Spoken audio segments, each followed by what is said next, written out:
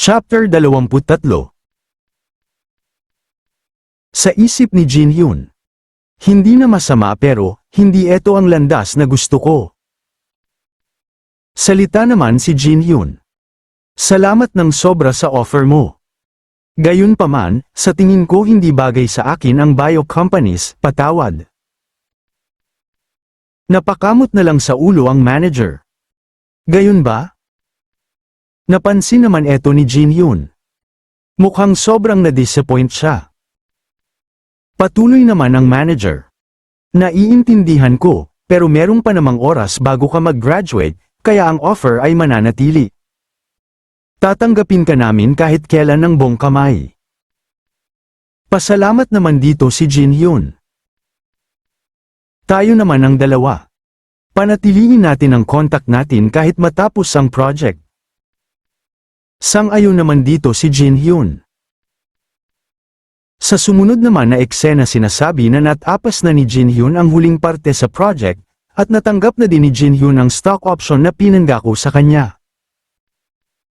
Hindi niya rin ito agad malikudais sa cash, pero ito ay gintong itlog na lalaki sa 400 million sa hinaharap.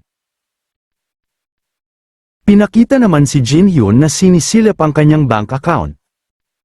Nakita naman ni Jin Hyun ang kanyang bank account at sa isip nito. 115 million won, ito ang pera na kinita ko sa loob ng 2 years na walang kapagurang pagtuturo ng walang paglalaro o paggastos. Mabuti, ay invest ko ang lahat ng pera na ito sa Daeil Group stock kung saan magna number 1 sa future. Sa loob 10 years, tataas ito ng 10 ulit. Tapos, magiging magkano ito sa 10 years? 115 million won times 10 plus mine bio stock option 400 million won. Napangiti naman si Jin Hyun sa naisip niya. 1.5 billion won. Ang pag-iisip ko sa pera ay talagang namang nagbibigay kasiyahan. At siyempre, gusto ko rin maglaro at magpahinga kagaya ng iba. Pero ito pa lang ang simula. Tumawag naman dito si Jin Hyun. Hello, Ama. At sinasabi na ng gabi na yun, dinala ni Jin Hyun ang kanyang magulang sa mamahaling filet dinner. Bagamat ang mga magulang ni Jin Hyun ay hindi masyadong komportable dahil sa mahal ng mga presyo, pero sila naman ang masayang masaya. Sa isip naman ni Jin Hyun. Aasa ako balang araw, ako at ang mga magulang ko ay makakapunta sa gantong lugar ng walang pagdadalawang isip. Masayang kumakain naman ang pamilya. Nagsimula na nga ulit ang schooling ni Jin Hyun at ito rin ang simula ng mga pangunahing klase ni Jin Hyun. Pinakita naman sila Jin Hyun na naglilipat at nagsalita ang magulang na ina. Ang anak ko, mamumuhay na sa sarili niya para makatipid sa oras sa pagko-commute. Hindi ba ito mahirap? Sagot naman si Jin Hyun. Huwag po kayong mag-alala ina. Salita naman ng ama. Siguraduhin mong mananatili kang healthy. Salamat din sa iyo, ang restaurant is maganda ang takbo, kaya huwag ka nang mag-alala sa pera. Pinakita na tinuturuan ni Jin Hyun ang ama na dagdagan ng cheese at gumana naman eto. Nagalit naman ang ina. Dear, pangalagaan mo ang sarili mong katawan muna. Nag-inom ka na naman ng nawala sa sarili sa sobrang lasing itong mga araw lang. Napawisan naman lang ama. Salita naman ng ama. Sabagay, sa tingin ko magiging mahusay na doktor ka, kagaya ni Professor Choi Dae-won. Pinagpawisan naman si Jin Hyun. Tama, panigurado magiging mahusay ako na doktor. Pero sa isip ni Jin Hyun. Ang mahusay naman na doktor hindi kinakailangan na magligtas ng buhay. Di ba? Inaayos naman ng ina ni Jin Hyun ang mga pagkain. Huwag mong kaligtaan ang iyong meal, at siguraduhin mong kumain ka. Nagulat naman si Jin Hyun. Opo, mukhang hindi ako magugutuman. Pumunta na ang eksena sa unang araw ng eskwela. Pagpasok na si Jin Hyun sa klase. 6:30 pa lang pero napakaraming tao na. Napaupo na si Jin Hyun at sa isip niya. Pumunta ba sila dito para makakuha ng magandang pwesto? Siyempre, hindi naman nila papalitan ang lecture room para sa medical classes. Tumitig naman si Kang Min kay Jin Hyun at sa isip nito. Tignan natin tong pangkaraniwan na ito, kung hanggang saan siya tatagal. Pumasok naman si Haemi at lumapit kay Jin Hyun. Kim Jin Hyun. Bakit mo hindi pinapansin ang tawag ko? Ibibigay ko sa iyo ang osteology lecture notes ko. Sagot naman si Jin Hyun. Patawad, busy kasi ako. Nagalit naman si Haemi. Paano ka makakahabol kung may iwan ka? Pasalamat naman dito si Jin Hyun.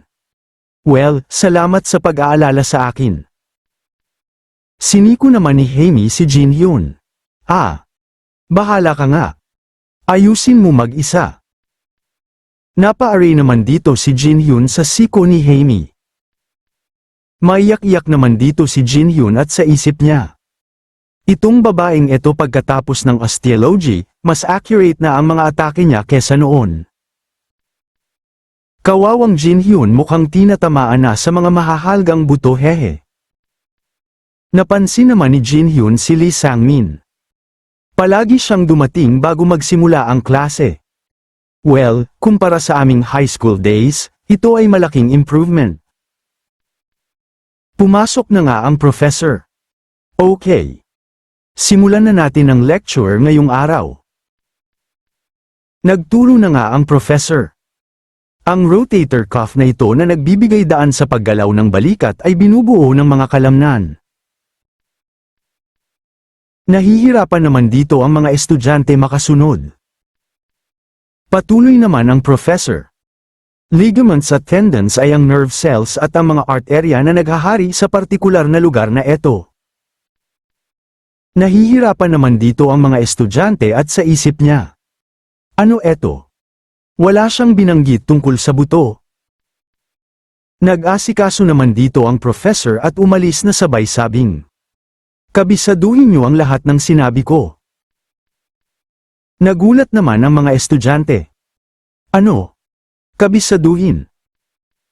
Salita naman ng ibang estudyante. Teka.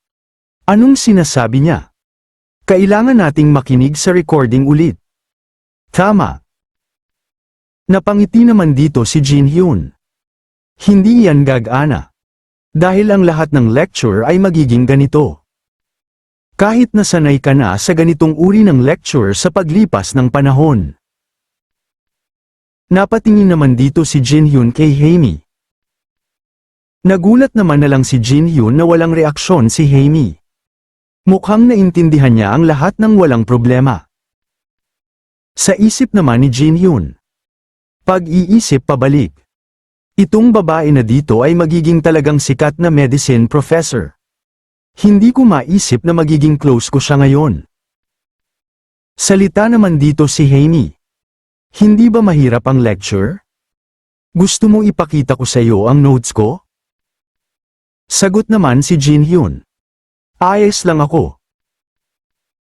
Lumipat naman ang eksena kung saan sinasabi na.